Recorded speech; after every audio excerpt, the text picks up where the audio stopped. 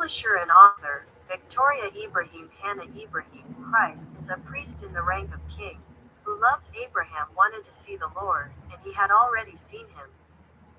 This happened when Abraham triumphed over those who captured Lot and the people of Sodom and Gomorrah. On this day Abraham went with some kings to the valley of the king. He even celebrates his victory there, and he was received by Melchizedek.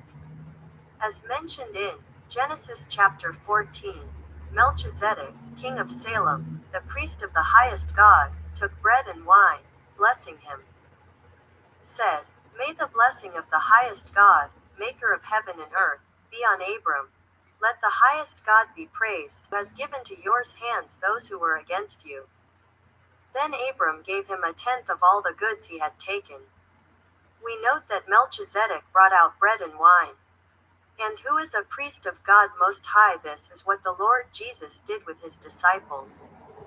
As mentioned in Matthew chapter 26, as they were eating, Jesus took bread, and blessed it, and gave it to disciples, and said, "Take, eat, this is my body," and he took cup, and gave thanks, and gave it to them, saying, "Drink of it all of you, for this is my blood of the New Testament, which is shed for many for the remission of sins. But I say to you, I will not drink now on of this fruit of the vine, until that day when I drink it new with you in the kingdom of my Father."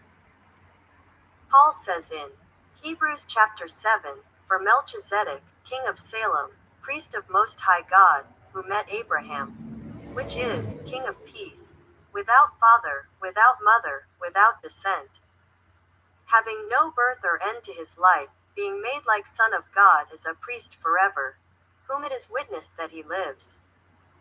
The goal of Christ's priesthood is the communion of holiness with God until we become children of God, to get closer to God until we are saved by a priest who represents us by sacrificing his humanity.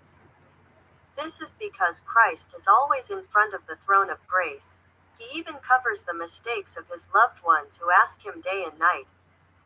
Because the work of Christ is great through his sacrifice and his resurrection. Christ's ascension to heaven brought us peace with God and the possibility of drawing closer to the throne of grace. To reach this lofty goal by approaching the throne of grace, there must be a mediator between God and humanity. This was done by a priest praying thanks to his grace to us when he offered the sacrifice of his humanity, which has unique features because he is the Son of God, and his Word, which is characterized by possessing the Spirit and the life so that he gives us the life.